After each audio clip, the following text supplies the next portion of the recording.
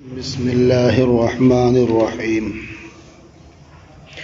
الفصل الثانی عن ابی ہریرہ قال قال رسول اللہ صلی اللہ علیہ وسلم من یأخذ عنی ہؤلاء الکلمات۔ یہ مشکاۃ المصابیح کا صفحہ نمبر 440 ہے اور کتاب الرقاق کی دوسری فصل ہے۔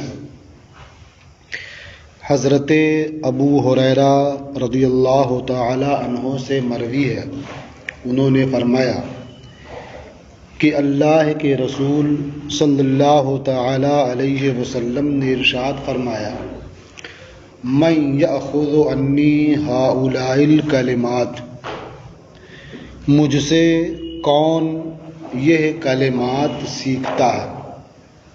لفظی معنی کیا ہوگا؟ کون لیتا ہے۔ من یأخذ عنی ہؤلاء الکلمات، مجھ سے کون شخص یہ کلمات لیتا ہے، سیکھتا ہے، حاصل کرتا ہے۔ فیعمل بہن، کہ وہ ان کلمات پر عمل کرے، ان کلمات کے مطابق عمل کرے۔ او یعلم من یعمل بہن، یا وہ شخص یہ کلمات ایسے کو سکھائے جو ان کلمات پر عمل کرے، ان کلمات کے مطابق زندگی گزارے۔ قلت انا یا رسول اللہ، حضرت ابو ہریرہ فرماتے ہیں کہ میں نے عرض کیا، انا یا رسول اللہ، یا رسول اللہ میں یہ کلمات حاصل کرتا ہوں اور اس پر عمل کرتا ہوں۔ فأخذ بیدی، تو نبی کریم صلی اللہ تعالی علیہ وسلم نے میرا ہاتھ پکڑا۔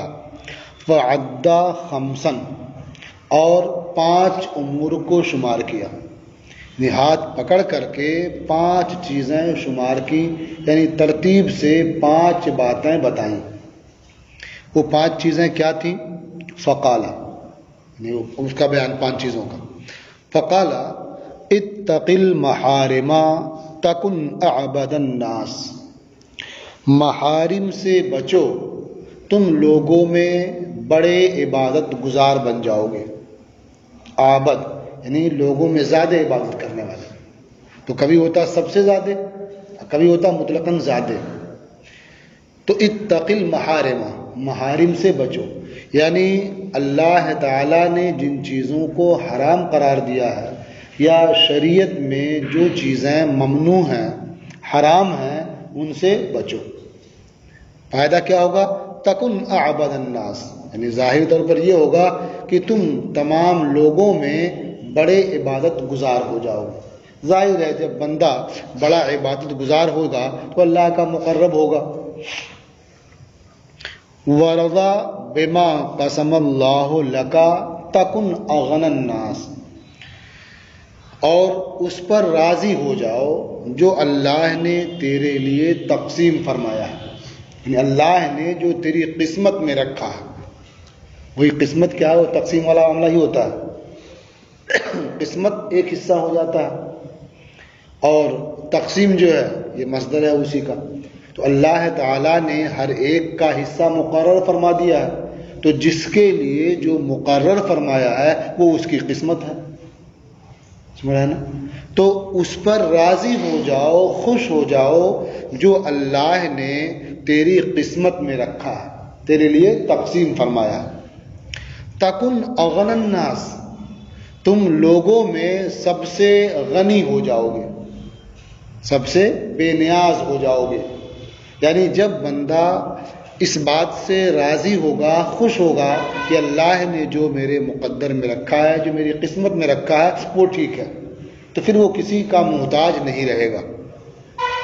تکن اغنى الناس، تم لوگوں میں سب سے غنی ہو جاؤ گے۔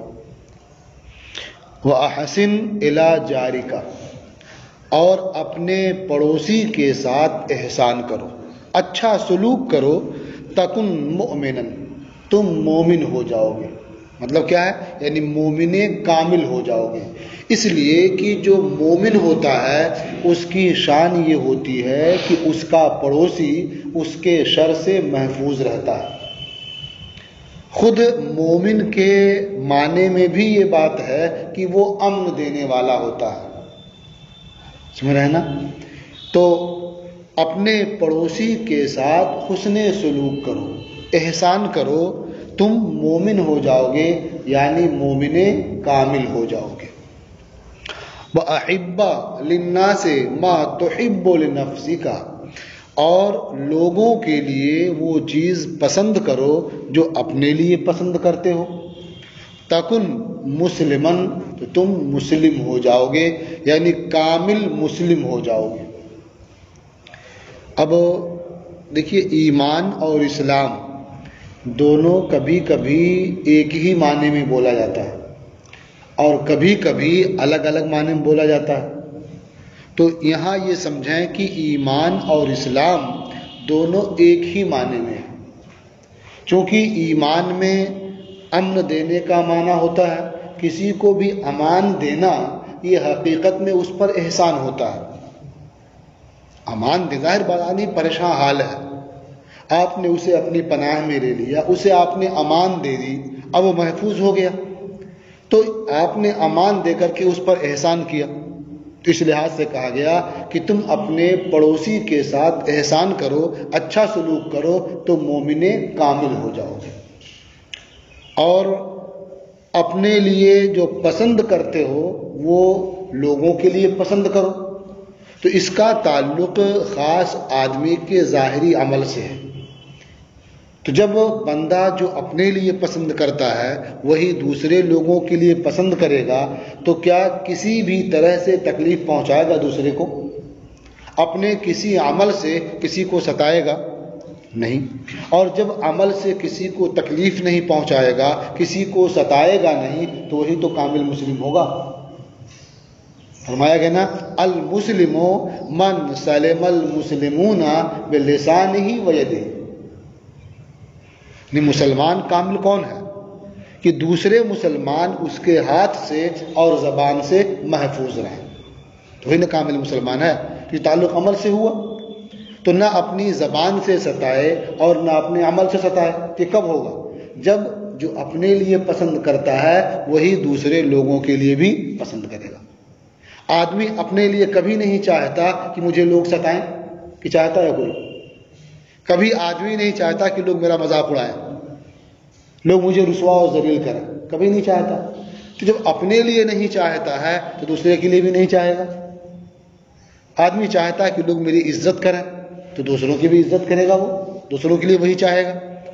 آدمی چاہتا کہ مطمئن رہے، پرسکون رہے، کامیاب رہے، وہی چاہے گا دوسروں کے لیے، تو وہ پھر کامل مسلم ہوگا۔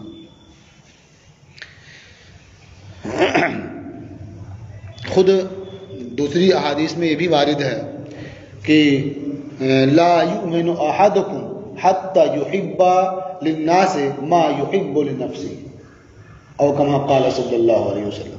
الفاظ بدلے بھی ہو سکتے ہیں، یعنی مومن یہاں مسلمی کے معنی میں، یعنی اس وقت تک کامل مسلمان نہیں ہو سکتا جب تک وہ لوگوں کے لیے وہی چیز پسند نہ کرے جو اپنے لیے پسند کرتا ہے، یا جو اپنے لیے پسند کرتا ہے وہی لوگوں کے لیے پسند کرے۔ تو وَأَحِبَّ لِلنَّاسِ مَا تُحِبُّ لِنَفْسِكَ تَكُنْ مُسْلِمًا، اور لوگوں کے لیے اس چیز کو پسند کرو جو تم اپنے لیے پسند کرتے ہو، تم مسلم ہو جاؤ گے، یعنی کامل مسلم ہو جاؤ گے۔ وَلَا تُكْثِرِ الضِّحْكَ فَإِنَّ كَثْرَةَ الضِّحْكِ تُمِيتُ الْقَلْبَ، اور زیادہ نہ ہنسو، زیادہ نہ ہنسو، کیونکہ زیادہ ہنسنا دل کو مردہ کر دیتا ہے۔ دل کو مردہ کرنے کا مطلب کیا ہے؟ زیادہ ہنسنے سے دل مردہ کیسے ہو جاتا ہے؟ دیکھیے، آدمی جب بہت ہنستا ہے تو پھر اس کے اندر جو لطیف احساس ہوتا ہے وہ ختم ہونے لگتا ہے۔ جو لطیف احساس ہوتا ہے، کسی پر کوئی چیز بار ہو رہی ہے، دشوار معلوم ہو رہی ہے، تو احساس جو ختم ہونے لگتا ہے۔ وہ اپنے ہنسنے میں دوسرے پر اس پر مزہ آنے لگتا ہے۔ آپ کسی کا مذاق اڑاتے ہیں، ہنستے ہیں، قہقہا لگاتے ہیں نا، تو اس کو کیا تکلیف پہنچی یہ احساس ہر ایک کو ہونا چاہیے، لیکن جب آدمی اس کا عادی ہو جاتا ہے تو احساس ختم ہو جاتا ہے کہ اس کو کتنی تکلیف ہو رہی ہوگی، کتنا قلق ہو رہا ہوگا، بلکہ وہ مذاق اڑا کے اور ہنستے ہیں اس پر، سمجھ رہے نا؟ تو ایک لطیف احساس ہوتا ہے ایک دوسرے کے غم کا، اس کی کلفت کا، اذیت کا، وہ احساس بھی ختم ہو جاتا ہے، اور ختم ہوتے ہوتے اس کا دل سخت ہو جاتا ہے۔ بالکل دل کا مرنا کیا ہے؟ جو کام ہے وہ نہ کرے، وہ جو دل کا مرنا ہے، سمجھ رہے ہیں نا؟ تو زیادہ نہ ہنسو، کیونکہ زیادہ ہنسنا دل کو مردہ کر دیتا ہے، مار ڈالتا ہے اسے۔ رواہ احمد و ترمذی، اسے امام احمد اور امام ترمذی نے روایت کیا اور فرمایا کہ یہ حدیث غریب ہے۔ اصطلاحات تو آپ پہلے پڑھ ہی چکے ہیں، تو آپ دیکھیں کہ یہ 5 چیزیں کتنی اہم ہیں۔ اگر آدمی صرف اسی کو اختیار کر لے اور عمل کرنا شروع کر دے اس کے مطابق، تو ہر طرف بالکل امن و امان ہو جائے گا۔ آپ غور کر لیں اس پر، ہر طرف سکون رہے گا، نہ کوئی کسی سے لڑائی جھگڑا کرے گا، نہ کہیں چوری ہوگی، نہ ڈاکہ ڈالنے کی نوبت آئے گی، نہ کسی کی غیبت ہوگی، نہ کسی کو رسوا کرنا ہوگا، نہ ذلیل و خوار کرنا، کچھ بھی نہیں ہوگا۔ آپ دیکھ لیجئے 5 چیزوں میں غور کر لیجئے، سمجھ رہے ہیں نا؟ وعنہ قال، اور انہی سے مروی ہے، فرمایا قال رسول اللہ صلی اللہ علیہ وسلم ان اللہ یقول، اللہ کے رسول صلی اللہ تعالی علیہ وسلم نے ارشاد فرمایا کہ بے شک اللہ تبارک و تعالی ارشاد فرماتا ہے، یعنی حضور ارشاد فرما رہے ہیں کہ اللہ تعالی ارشاد فرماتا ہے، تفرغ ابن آدم تفرغ لعبادتی، وہ یہاں حرف نداء محذوف ہے، یعنی یبن آدم اصل ہے، اے ابن آدم، اے آدم کی اولاد، تفرغ لعبادتی، تو میری عبادت کے لیے فارغ ہو جا، یعنی وقت نکال، فرصت مہیا کر، تفرغ لعبادتی، اے ابن آدم تو میری عبادت کے لیے فارغ ہو جا، یعنی جب عبادت کا وقت آئے تو اپنے سارے کام چھوڑ کر کے عبادت کے لیے فارغ ہو جا۔ اب اس کا فائدہ کیا ہوگا؟ یعنی اللہ تعالیٰ فرما رہا ہے املا صدرک غنا، یعنی تم ایسا کرو گے تو میں تیرے سینے کو غنا سے بھر دوں گا۔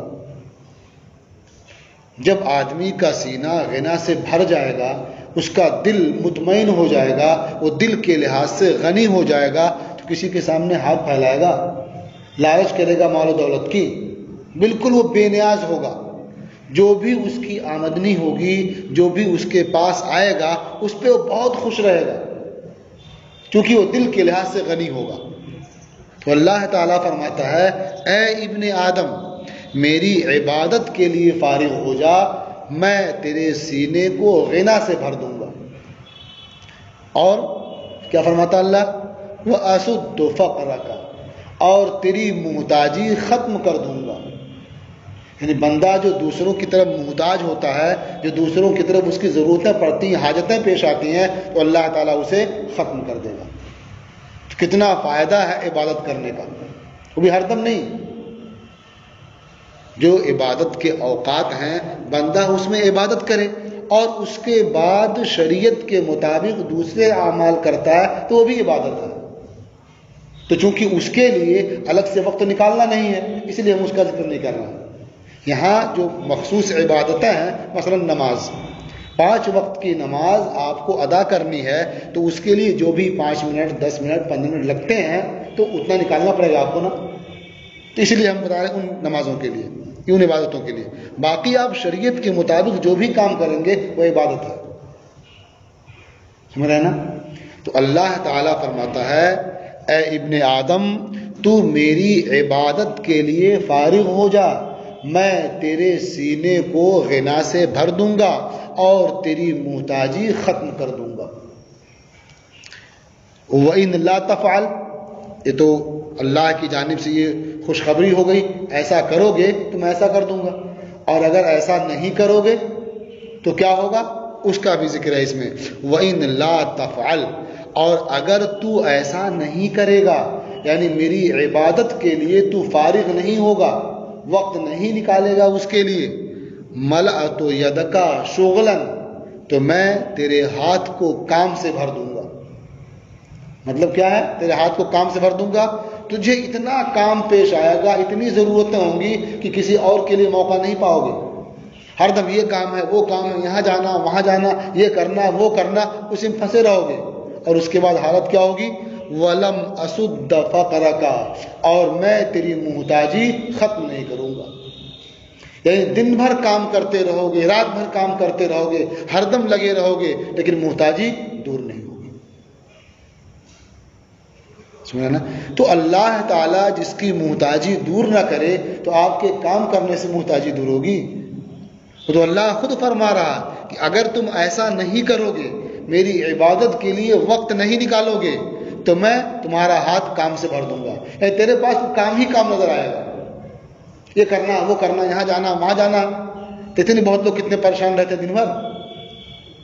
وَلَمْ أَسُدَّ فَقْرَكَ، اور میں تیری محتاجی ختم نہیں کروں گا۔ سمجھ رہے ہیں نا؟ تو اس لیے آدمی کو چاہیے کہ جو عبادت کے خاص اوقات ہیں ان میں اپنے دنیاوی کاموں کو چھوڑ کر کے وہ اللہ تعالیٰ کو راضی کرنے کے لیے عبادت کرے۔ ایسا کرے گا تو اللہ تعالیٰ خود ہی اسے فرصت کے اوقات مہیا فرمائے گا۔ رواہ احمد و ابن ماجہ، اسے امام احمد اور ابن ماجہ نے روایت کیا۔ یہ حدیث آپ لوگوں کو چاہیے گھر والوں کو بھی سنائیں پڑھ کر کے، اور انہیں بتائیں تاکہ وہ بھی کم از کم نماز کی پابندی کریں۔ آدمی سوچتا ہے نا کہ نماز پڑھنے جائیں گے تو یہ کام نہیں ہو پائے گا، اتنا ٹائم چلا جائے گا تو وہ کام نہیں ہو پائے گا۔ تو نماز پڑھنے جائیں گے تو وہ سارے کام اور آسانی سے ہو جائیں گے، اور نہیں پڑھنے جائیں گے تو وہ کام کریں گے دوسرا کام نکل آئے گا فوراً۔ یہ اللہ تعالیٰ فرما رہا ہے نا، ملأت یدک شغلا، وہ کام پہ کام نکلتا رہے گا اور سکون نہیں ملے گا، اور وہ عبادت کرتے رہیں گے تو اس کی برکت سے وہ کام ختم ہوتا رہے گا اور محتاجی دور ہو جائے گی۔ یہ اللہ کا وعدہ ہے۔ خاص طور سے یہ عورتوں کو بھی سنانا چاہیے، گھر میں جو عورتیں ہوتی ہیں، مائیں ہیں بہنیں، ان کو بھی سنانا چاہیے۔ انہیں تو نماز کے لیے اور وقت نہیں ملتا ہے، روزہ رکھنا ہو تو 4 دن زیادہ رکھ لیں گے، کوئی بات نہیں۔ کیوں؟ یہاں بھی ایسی ہوگا شاید۔ روزہ رکھنا ان کے لیے بہت آسان لگتا ہے اور نماز پڑھنا مشکل ہوتا ہے۔ تو انہیں بھی سمجھائیں اور خود بھی جو ہے عمل کریں۔ وعن جابر قال، اور حضرت جابر سے مروی ہے، فرمایا ذکر رجل عند رسول اللہ صلی اللہ علیہ وسلم بعبادت واجتہاد، اللہ کے رسول صلی اللہ تعالی علیہ وسلم کے پاس ایک مرد کا تذکرہ ہوا عبادت اور محنت کے ساتھ۔ یعنی ایک آدمی کا ذکر آیا تو اس کے بارے میں یہ بتایا گیا کہ وہ بہت عبادت کرتا ہے اور عبادت کرنے میں بڑی مشقتیں اٹھاتا ہے۔ وہ ظاہر بات ہے، رات کے سناٹے میں اٹھ جانا یہ مشقت کام ہے کہ نہیں؟ ٹھنڈک میں وضو کرنا تازہ، پھر جا کر کے مسجد میں یا گھر ہی کنارے نماز پڑھنا، یہ کام تو مشقت کا ہے۔ تو اس کی عبادت اور ریاضت، مشقت ہی ریاضت بولتے ہیں، تو اس کی عبادت اور ریاضت کا، عبادت اور مشقت کا تذکرہ کیا گیا کہ فلاں بہت عبادت کرتا ہے اور اس راہ میں بڑی محنت کرتا ہے۔ وَذُكِرَ آخَرُ بِرِعَةٍ، یہ ریا الورع والرعۃ، اسے آتا ہے نا الوعد والعدۃ، ایسے الورع والرعۃ، والریا یہ مصدر ہو۔ وَذُكِرَ آخَرُ بِرِعَةٍ، اور دوسرے شخص کا تذکرہ ہوا ورع اور تقوی کے ساتھ، یعنی دوسرے شخص کا ذکر آیا تو بتایا کہ وہ بہت پرہیزگار ہے، بہت متقی ہے۔ فقال النبی صلی اللہ علیہ وسلم لا تعدل بالرعۃ، لا تعدل بالریات، دو اعراب لگا ہوا اس پر، ایک اعراب پڑھ رہے ہیں لا تعدل بالریات، معنی کیا ہوگا کہ حضور نے ارشاد فرمایا کہ تم کسی چیز کو تقوی کے برابر نہ ٹھہراؤ، یعنی یہ عبادت، یہ مشقت، یہ ریاضت، یہ تقوی کے برابر نہیں ہو سکتی. تو لا تعدل کا مفعول جو ہے محذوف ہے، مطلب کسی چیز کو بھی تقوی کے برابر نہ ٹھہراؤ. سمجھا نا؟ یہ لا تعدل پڑھیں گے تو معنی ہوگا. اور ایک یہ بھی ہے کہ آپ پڑھیں لا تعدل بالریات، لا تعدل بالریات مجھول، یعنی عبادت و ریاضت کو تقوی کے برابر نہیں ٹھہرایا جا سکتا، اس کے برابر نہیں قرار دیا جا سکتا. تو مطلب کیا ہوا کہ جو آدمی متقی ہے، پرہیزگار ہے، اس کا درجہ اس سے بہت بلند ہے جو صرف عبادت کرتا ہے اور اس میں مشقتیں برداشت کرتا ہے. آپ سوچتے ہوں گے عبادت کرتا ہے تو بڑا اچھا کام کرتا ہے، تو اس سے کیسے وہ کم ہو جائے گا؟ کیوں؟ تو تقوی کسے کہتے ہیں؟ ہے نا، تعاونوا علی البر والتقوی، قرآن پاک میں ہے نا کہ بر اور تقوی پر کیا ایک دوسرے کی مدد کرو. ولا تعاونوا علی الاثم والعدوان، اثم اور عدوان پر ایک دوسرے کی مدد نہ کرو. تقوی کسے کہتے ہیں؟ دیکھیے بر اور تقوی دو چیزیں بیان کی گئی نا. شریعت میں جس چیز کے کرنے کا حکم دیا گیا ہے اسے کرنا یہ بر ہے، یہ نیکی ہے. سمجھے نا؟ جسے کرنے کا حکم دیا گیا اسے کرنا یہ نیکی ہے. اور جس سے بچنے کا حکم دیا گیا ہے اس سے بچنا یہ کیا ہے؟ تقوی ہے. سمجھے نا؟ جس کے کرنے کا حکم دیا گیا وہ کریں تو کیا ہے؟ یہ بر ہے. اور جس سے بچنے کا حکم دیا گیا ہے اس سے بچنا یہ تقوی ہے. تو آپ بتائیں تقوی بر سے بڑھ کے ہوگا کہ نہیں؟ بھائی نماز چھوڑنے سے بچنے کا حکم دیا گیا کہ نہیں؟ تو نماز چھوڑے گا بھی نہیں وہ. سن رہے ہیں نا؟ شراب پینے سے بچنے کا حکم دیا گیا ہے نا، تو شراب بھی نہیں پیے گا.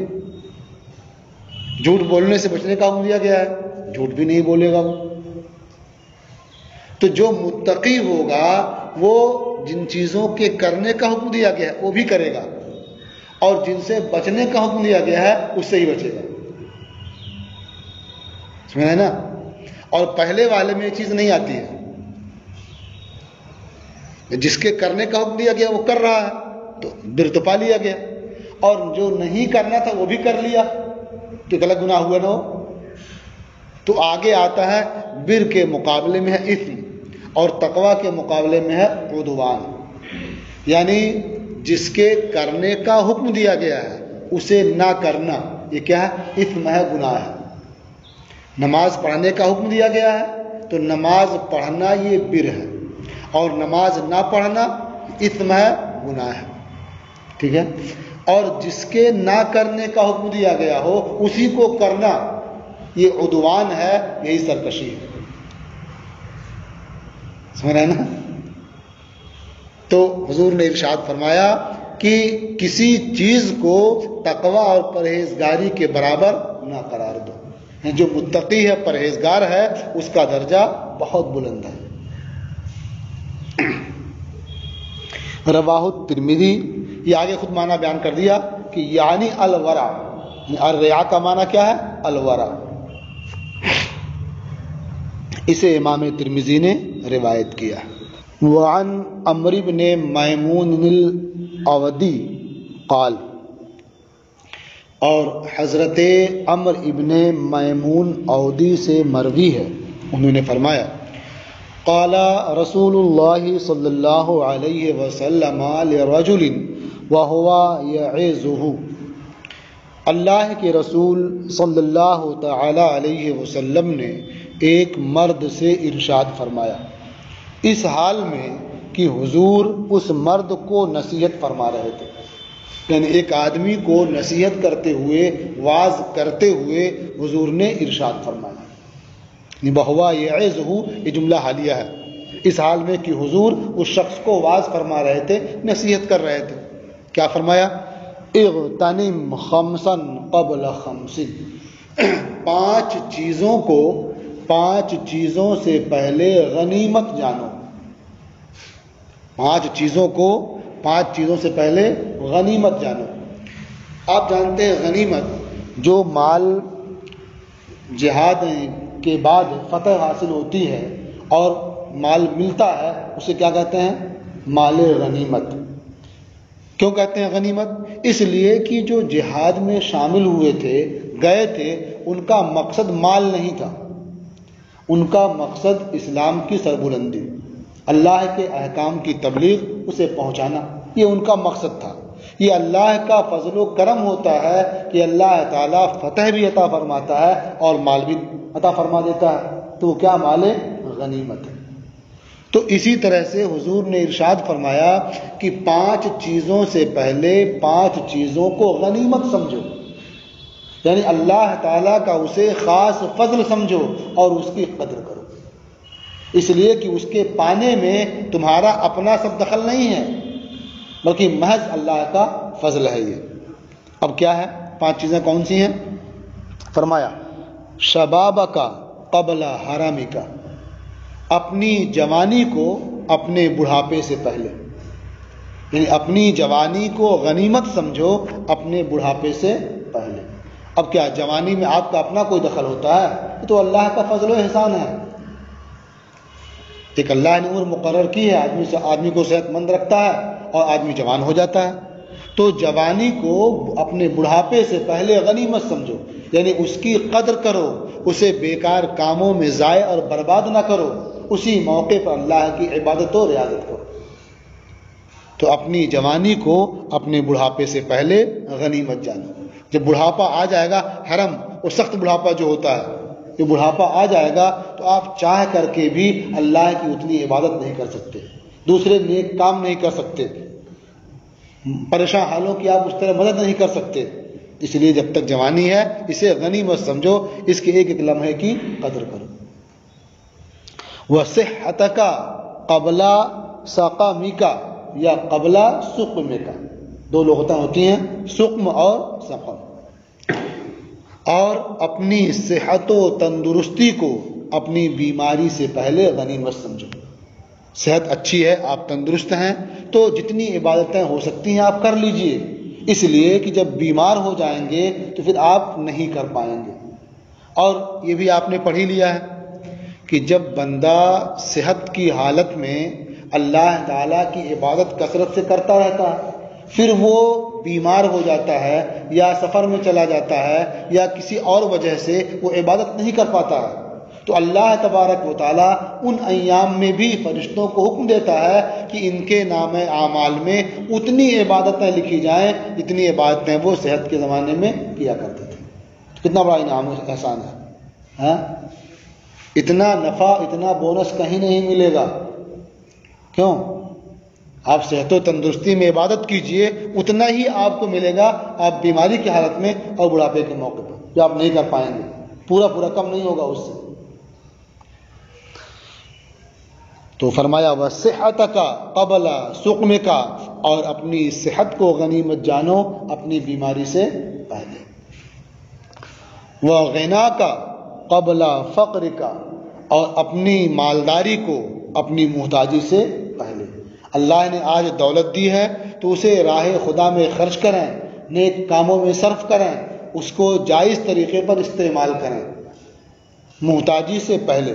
ایسا نہ ہو کہ اللہ تبارک و تعالیٰ غضب فرمائے اور آپ محتاج ہو جائیں، پھر آپ چاہ کر کے بھی خرچ نہیں کر پائیں گے، رہے گا ہی نہیں آپ کے پاس۔ ایسے بہت لوگ ہوتے ہیں، مالدار ہوتے ہیں، ان کے ذمہ حج فرض ہوتا ہے لیکن وہ نہیں جاتے ہیں حج کرنے، پیسہ رکھے رہتے ہیں اور پیسہ بڑھانے کی فکر میں رہتے ہیں، اور اس کے بعد شادی بیاہ کر دیا، کہیں کوئی زمین خرید لی، پیسے ختم ہو گئے، پھر اتنے جمع ہی نہیں ہو پاتے کہ حج کرنے جائیں، تو رہ جاتے ہیں۔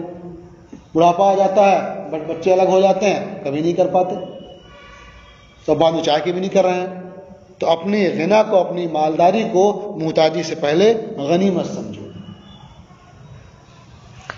وَفَرَاغَكَ قَبْلَ شُغْلِكَ، اور اپنی فرصت کو اپنی مصروفیت سے پہلے. فرصت کا جو وقت ہے اسے غنیمت سمجھو، کام میں لاؤ، جائز طریقے پر اسے صرف کرو، استعمال کرو، اور جب مشغولیت آ جائے گی، مصروفیت آ جائے گی تو پھر افسوس ہوگا. جیسے ہر سال آپ لوگوں کے سامنے پیش آتا ہے. کیوں؟ جو امتحان ختم ہوتا ہے اور دوسرا سیشن شروع ہوتا ہے تو آدمی سوچتا ہے کہ اب کی شروع ہی سے پڑھیں گے. ہوتا ہے کہ نہیں؟ لیکن جب امتحان ختم ہو جاتا ہے، دوبارہ تعلیم شروع ہوتی ہے تو آدمی سوچتا ہے بہت ٹائم ابھی ہے، امتحان قریب آئے گا دیکھا جائے گا. اور جب امتحان قریب آ جاتا ہے تو اتنی تیاری نہیں ہو پاتی ہے جتنی ہونی چاہیے. اس لیے رات میں جگنا پڑتا ہے، دن میں بھی آرام نہیں کرنے کو ملتا ہے، تب بھی تیاری نہیں ہو پاتی ہے. تو کن کے لیے ہوتا ہے؟ جو اپنی فرصت کے اوقات کو یہ غنیمت نہیں سمجھتے ہیں. تو وہ فراغک قبل شغلک، اور اپنے فرصت کے اوقات کو، اپنی فرصت کو اپنی مصروفیت سے پہلے غنیمت سمجھو. وہ حیاتک قبل موتک، اور یہ سب سے آخری بات ہے، اور اپنی زندگی کو اپنی موت سے پہلے غنیمت سمجھو. جب تک زندگی ہے تو جو کرنا چاہو کر لو، موت آ جائے گی پھر موقع نہیں ملے گا. یہ سوچنا کہ وہی بڑھاپا آئے گا تب موت آئے گی، یہ سب بیکار ہے. ابھی ہم آپ یہاں بیٹھے ہوئے ہیں، بول رہے ہیں اور سن رہے ہیں، کب کون مطلب خاموش ہو جائے ابھی کیا پتا. آپ دیکھتے ہوں گے نا، لوگ تقریر کر رہے ہوتے ہیں، دنیا سے رخصت ہو جاتے ہیں، بولتے بولتے چلے جاتے ہیں ایسے ہی. تو اس لیے جب تک زندگی ہے اس زندگی کو غنیمت سمجھو. تو وہ حیاتک قبل موتک. رواہ الترمذی مرسلن، اسے امام ترمذی نے مرسلن روایت کیا ہے. وعن ابی ہریرہ عن النبی صلی اللہ علیہ وسلم قال، اور حضرت ابو ہریرہ رضی اللہ تعالی عنہ سے مروی ہے، وہ نبی کریم صلی اللہ تعالی علیہ وسلم سے روایت کرتے ہیں. حضور صلی اللہ تعالی علیہ وسلم نے ارشاد فرمایا، ما ينتظر احدکم الا غنى مطغیا او فقرا منسیا او مرضا مفسدا. یعنی حضور نے ارشاد فرمایا کہ تم میں سے کوئی انتظار نہیں کرتا ہے مگر سرکش بنا دینے والی مالداری کا. الا غنى مطغیا، مگر ایسی مالداری کا، مطغیا جو سرکش بنا دینے والی. مطلب کیا ہے کہ گزارے کی مقدار دولت آدمی کے پاس ہے تو کافی ہے. آدمی کھائے پیے، اللہ کا شکر ادا کرے، اس کی عبادت کرے. لیکن وہ زیادہ کے چکر میں پڑا رہتا ہے، لگا رہتا ہے کہ اور زیادہ آئے اور زیادہ آئے. اس میں نہ عبادت کرتا ہے، نہ نمازیں پڑھتا ہے، نہ اور کوئی نیک کام کرتا ہے. اپنا حق بھی لے لیتا ہے، ٹھیک ہی ہے، دوسروں کا حق بھی دبا لیتا ہے. تو جب زیادہ مال آ جاتا ہے پھر وہ سرکش ہو جاتا ہے. تو تم میں سے کوئی انتظار نہیں کرتا ہے مگر سرکش بنا دینے والی مالداری کا. او فقرم منسیا، یا اگر وہ پہلے سے مالدار ہے اور عبادت نہیں کر رہا ہے تو لگتا ہے کہ اس بات کا انتظار کر رہا ہے کہ مال کچھ کم ہو، فرصت ملے تو عبادت کریں. اور جب مال اس قدر کم ہو جاتا ہے کہ اب اسے کچھ یاد کرے کیا، محتاجی اس قدر بڑھ جاتی ہے پھر کہ اب اسے خیال ہی نہیں آتا کہ ہمیں کرنا کیا ہے، وہ پیٹ بھرنے کی فکر میں رہ جاتا ہے. پھر او فقرم منسیا، یا بھلا دینے والی محتاجی کا انتظار کرتا ہے. او مرضا مفسدا، یا خراب کر دینے والی بیماری کا. صحت و تندرستی ہے، عبادت نہیں کر رہا ہے، کیا مطلب ہے؟ خطاب ہو جائے گا، خوب بوڑھا ہو جائے یا بیمار ہو جائے تب کرے گا، تب اللہ کو یاد کرے گا. او حرم مفندا، مفند کا معنی ہوتا بے عقل کر دینے والا، یا بے عقل کر دینے والے بڑھاپے کا انتظار کرنا. بھائی بچپن میں عبادت نہیں کیا، پتہ ہی نہیں تھا، جوان ہو گیا اب بھی عبادت نہیں کر رہا، ارے ابھی زندگی تو بہت بڑی ہے، ابھی لوگ کیا کہیں گے. کچھ لوگ کہتے ہیں بھائی داڑھی رکھ لو، کہتے ہیں لوگ کیا کہیں گے، داڑھی رکھے ہوئے ہے. ارے جب بوڑھے ہو جائیں گے تب رکھ لیں گے. تو لگتا ہے وہ جانتے ہیں کہ ہم بڑھاپے تک زندہ رہیں گے، تو کیا وہ لگتا ہے وہ بے عقل کر دینے والے بڑھاپے کا انتظار کر رہے ہیں. او موتم مجہزہ، یا اچانک آنے والی موت کا. مجہز کا مطلب تیز رفتار، تو موت جو بہت تیزی سے آنے والی ہے، اچانک پہنچ جائے گی آپ کے پاس، اس کا انتظار کر رہے ہیں۔ اب الدجال، یا دجال کا انتظار ہے، فالدجال شر غائب ينتظر، تو دجال یہ برا غائب ہے جس کا انتظار کیا جا رہا ہے، یعنی وہ نگاہوں سے اوجھل ہے لیکن وہ برا ہے اور اس کا انتظار ہو رہا ہے۔ اب الساعۃ، یا قیامت کا انتظار ہے، والساعۃ ادہا و امر، اور قیامت بہت خوفناک اور بہت تلخ ہے۔ اس کا مفہوم کیا ہوا کہ آدمی کو ان چیزوں کا انتظار نہیں کرنا چاہیے، جس حال میں ہے اس حال میں رب کا شکر ادا کرنا چاہیے اور عبادت کے لیے اپنے اوقات خالی کرنا چاہیے۔ رواہ الترمذی والنسائی، اسے امام ترمذی اور امام نسائی نے روایت کیا۔ وعنہ، اور انہی سے مروی ہے، ان رسول اللہ صلی اللہ علیہ وسلم قال، کہ اللہ کے رسول صلی اللہ تعالی علیہ وسلم نے ارشاد فرمایا، الا ان الدنیا ملعونہ ملعون ما فیہا، سنو بے شک دنیا ملعون ہے، یعنی دنیا پر لعنت کی گئی ہے۔ لعنت کا مطلب کیا ہوتا ہے؟ اللہ کی رحمت سے دوری۔ تو کبھی اللہ کی جو خاص رحمت ہے اس سے دوری ہوتی ہے، جیسے کفار مشرکین یہ اللہ کی رحمت سے دور ہوتے ہیں، مطلب کیا ہے؟ خاص رحمت سے دور ہوتے ہیں، بلکہ عام رحمت تو سب پر ہے، عام رحمت بھی نہ ہو تو کھانا پینا بھی انہیں میسر نہ ہو، تو اللہ ساری نعمتیں دے رہا ہے لیکن پھر بھی وہ خاص رحمت سے دور ہوتے ہیں۔ تو دنیا یہ ملعونہ ہے، ملعون ما فیہا، اور دنیا میں جو کچھ ہے وہ سب ملعون ہے، الا ذکر اللہ وما والاہ، مگر اللہ کا ذکر۔ یعنی دنیا میں جو اللہ کا ذکر ہوتا ہے یہ کیا ہے؟ اچھا ہے، بہتر ہے، یہ اس صف میں نہیں ہے۔ او ما والاہ، یا جو اللہ کے ذکر کے قریب ہو، مطلب کیا ہے؟ اللہ کے اولیاء کا ذکر ہو، انبیاء کا ذکر ہو، صلحاء اور شہداء کا ذکر ہو، تو یہ کیا اس کے قریب ہے؟ یا معنی یہ ہے او ما والا، یا وہ ملعون نہیں ہے جو اللہ کو محبوب ہو۔ تو ظاہر بات ہے انبیاء، اولیاء، شہداء، صالحین کا ذکر اللہ کو محبوب ہے۔ وعالم او متعلم، اور عالم یا متعلم، یہ او واو کے معنی میں ہے اور معنی ہو جائے گا، اور عالم اور متعلم یہ ملعون نہیں۔ دنیا اور دنیا میں جو کچھ ہے یہ سب ملعون ہے سوائے اللہ کے ذکر کے اور اس کے جو اللہ کو راضی کرنے والا ہے، اللہ کا قرب عطا کرنے والا ہے، یا ذکر الہی سے وہ قریب تر ہے، یا عالم یا متعلم، یہ سب ملعون نہیں ہیں اور اس کے علاوہ سب ملعون ہیں۔ اس لیے آدمی کو کبھی بھی دنیا دار نہیں بننا چاہیے، دنیا سے ضرورت کی مقدار حاصل کرنا چاہیے۔ اللہ تعالیٰ دنیا سے اور زیادہ عطا فرماتا ہے تو فقراء مساکین کا بھی خیال کرنا چاہیے۔ جو اعلیٰ حضرت کا شعر کل سنا رہے تھے آپ لوگوں کو نا، وہ شعر یہی ہے، دنیا کو تو کیا جانے یہ بس کی گانٹھ ہے ہر رافع، صورت دیکھو ظالم کی تو کیسی بھولی بھالی ہے۔ دیکھنے میں بہت خوبصورت، بہتر، نہ کوئی نقصان نہیں ہوگا، لیکن یہ بس کی گانٹھ ہے۔ آگے فرمایا، شہد دکھائے زہر پلائے، قاتل ڈائن شوہر خوش، اس مردار پہ کیا للچایا، دنیا دیکھی بھالی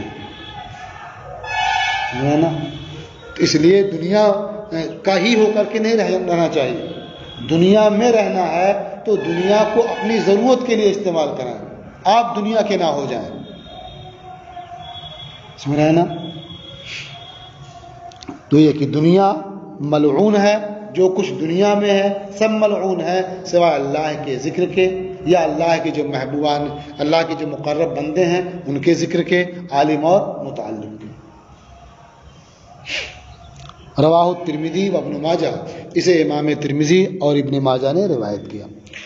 وعن سہل بن سعد قال، اور حضرت سہل بن سعد سے مروی ہے، فرمایا، قال رسول اللہ صلی اللہ علیہ وسلم، لو كانت الدنيا تعدل عند الله جناح بعوضة ما سقى كافرا منها شربة۔ دنیا کی حیثیت کیا دیکھ لیجیے، اللہ کے رسول صلی اللہ تعالی علیہ وسلم نے ارشاد فرمایا، اگر دنیا اللہ کی بارگاہ میں ایک مچھر کے پر کے برابر ہوتی، مچھر نہیں، ایک مچھر کے پر کے برابر بھی ہوتی، تو اللہ کسی کافر کو دنیا سے ایک گھونٹ عطا نہیں کرتا. سمجھ رہے نا؟ یعنی اس کو آپ یوں سمجھیں اپنے سمجھنے کے لیے صرف، کہ جیسے جو چیز آپ کے گھر بالکل بے وقات ہوتی ہے، کھانا بچ گیا، خراب ہونے والا ہے، کوئی نہیں کھانے والا ہے اسے، تو آپ اسے کتے کو دے دیتے ہیں، کہیں ڈال دیتے ہیں نا. کیوں ڈال دیتے ہیں؟ اس لیے کہ آپ کے نزدیک کوئی وقات نہیں ہے اس کی. سمجھا نا؟ تو کوئی آپ کا دشمن بھی آ گیا، اس کو بھی دے دیں گے آپ. کیوں؟ وقات نہیں ہے. اور اگر اس چیز کی آپ کے نزدیک وقات ہے تھوڑی بھی، تو آپ اپنے دشمن کو نہیں دیں گے. سمجھا نا؟ تو یہ کفار و مشرکین یہ اللہ و رسول کے دشمن ہیں. سمجھا نا؟ اللہ اس کے بعد بھی انہیں دنیا خوب حاصل ہوتی ہے، بڑے بڑے مالدار ہوتے ہیں. تو اگر اللہ کی بارگاہ میں یہ دنیا، پوری دنیا، یہ ایک مچھر کے پر کے برابر بھی ہوتی، تو اللہ تعالیٰ دنیا کیا، اس سے ایک گھونٹ بھی کافر کو عطا نہیں کرتا. آپ سمجھ سکتے ہیں کہ دنیا کی کیا حیثیت ہے، جس کے لیے ہم اور آپ پریشان رہتے ہیں. بالکل سمجھا نا؟ جیسے آپ کے لیے جس سامان کی تھوڑی سی بھی اہمیت ہے، کبھی بھی اپنے دشمن کو آپ نہیں دے سکتے. سمجھا نا؟ تو یہ دشمنان خدا اور رسول جو اتنے زیادہ مالدار ہوتے ہیں اور دنیا حاصل کر لیتے ہیں، اس لیے نہیں کہ بہت اچھی چیز ہے یہ دنیا کی حیثیت رب کی بارگاہ میں ایک مچھر کے پر کے برابر بھی نہیں ہے. اگر ایک مچھر کے پر کے برابر بھی ہوتی، ما سقا کافرن منہا شربتن، تو اللہ دنیا سے ایک گھونٹ بھی کسی کافر کو عطا نہیں فرماتا. اس لیے مال و دولت دیکھ کے نہ سمجھیں کہ اللہ کی بڑی رحمت ہے ان پر. رواہ احمد و ترمذی و ابن ماجہ، اسے امام احمد، امام ترمذی اور امام ابن ماجہ نے روایت کیا. وعن ابن مسعود قال، اور حضرت عبداللہ ابن مسعود سے مروی ہے، فرمایا قال رسول اللہ صلی اللہ علیہ وسلم لا تتخذوا الضیعة فترغبوا فی الدنیا. اللہ کے رسول صلی اللہ تعالی علیہ وسلم نے ارشاد فرمایا کہ تم، ضیعت کا معنی ہوتا ہے صنعت و تجارت، ضیعت کا معنی ہوتا ہے جائیداد، پراپرٹی، باغات، کھیت، یہ سب کیا ہے؟ ضیعت کا معنی ہوتا ہے. تو لا تتخذوا الضیعة، تم صنعت و تجارت کو اختیار نہ کرو، مطلب اسی کے ہو کر نہ رہ جاؤ، یا باغ، کھیتی، یہ اسی کے ہو کر نہ رہ جاؤ.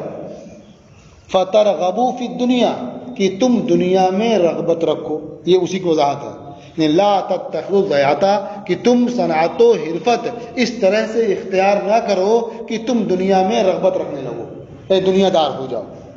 مطلقاً تجارت کرنے سے منع نہیں کیا گیا. منع کس بات سے؟ فترغبوا فی الدنیا.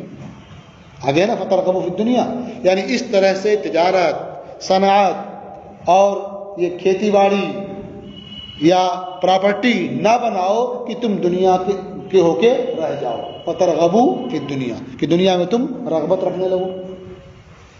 آپ دیکھتے ہوں گے بہت سے لوگ پابندی سے نماز پڑھتے ہیں. اب یہاں تو قصبے میں کھیتی باڑی کم ہوتی ہے، جہاں کھیتی باڑی کرتے ہیں فجر اول وقت میں پڑھ لیتے ہیں، پھر کھیت چلے گئے، کوئی بات نہیں، اچھی بات ہے. آگے کھیتی سے 10-11 بجے تک کھائے پیے تھوڑا سا، پھر چلے گئے. اب وہ ظہر اور عصر ان کی کھیتی میں رہ جاتی ہے، پھر مغرب کے ٹائم یا مغرب بعد گھر آتے ہیں. پھر تو یہ دنیا دار بن گئے نا. تو کھیتی کرنا منع نہیں ہے، لیکن اب اس کی وجہ سے نمازیں چھوڑ دینا یہ تو منع ہے نا. آپ اس کا اہتمام کرتے، کھیتی بھی کرتے، تجارت بھی کرتے. اب تاجروں کا حال کیا ہے؟ آپ قصبے میں دیکھتے کہ بہت تاجر ہیں. جو نماز پڑھنے والے بھی ہیں ان میں بہت کا حال کیا ہوتا ہے؟ نہ ظہر کا پتہ ہے، نہ عصر کا، نہ مغرب کا.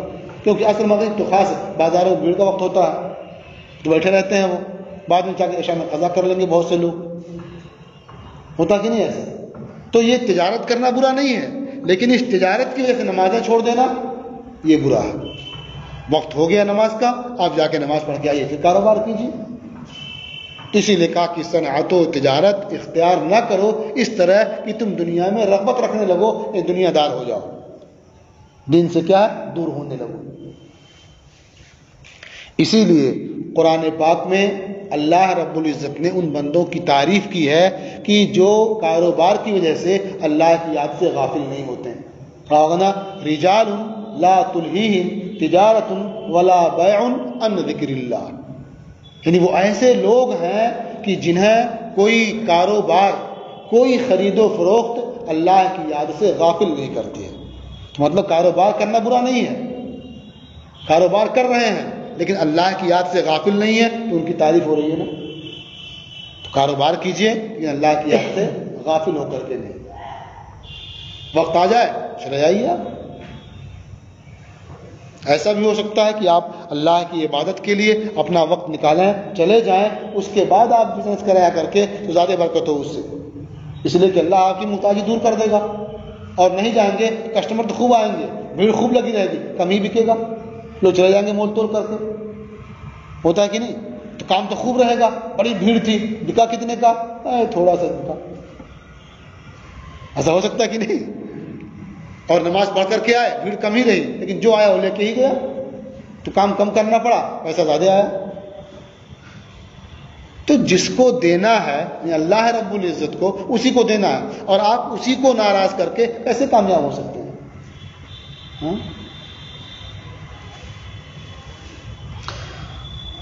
رواہ الترمذی والبیہقی فی شعب الایمان، اسے امام ترمذی نے روایت کیا اور امام بیہقی نے شعب الایمان میں روایت کیا. وعن ابی موسیٰ قال، اور حضرت ابو موسیٰ سے مروی انہوں نے فرمایا، قال رسول اللہ صلی اللہ علیہ وسلم من احب دنیا اضر بآخرتہ، اللہ کے رسول صلی اللہ تعالی علیہ وسلم نے فرمایا جس نے اپنی دنیا سے محبت کیا اس نے اپنی آخرت کو نقصان پہنچایا. اضر بآخرتہ، اپنی آخرت کو نقصان پہنچایا. ومن احب آخرتہ، اور جس نے اپنی آخرت سے محبت کیا، اضر بدنیا، اس نے اپنی دنیا کو نقصان پہنچایا. فآثروا ما يبقى على ما يفنى، تو تم اسے ترجیح دو، اسے اختیار کرو جو باقی رہنے والی ہے اس پر جو فنا ہو جانے والی ہے. تو آخرت کیا باقی رہنے والی ہے اور دنیا فنا ہونے والی ہے، لہذا تم آخرت سے محبت کرو اگرچہ دنیا میں تمہیں کچھ نقصان نہیں اٹھانا پڑے. رواہ احمد والبیہقی فی شعب الایمان، اسے امام احمد نے روایت کیا اور امام بیہقی نے شعب الایمان میں روایت کیا. بس آج کا آپ کا سبق یہاں پر ختم ہوتا ہے.